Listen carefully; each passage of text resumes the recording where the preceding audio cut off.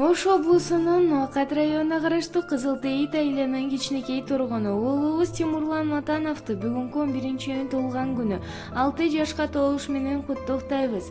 Балам менин жан дүйнөмсүң, периштемсиң, жараткандан узун өмүр бер деп тилеймин. Акыл эстүү керегине жараган перзент болуп аман эсен жетилгин.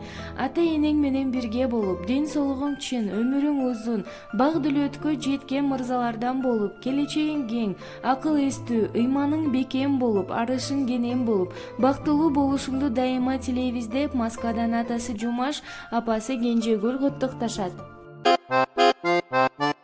Акырын шилтеп кадамды, бакытка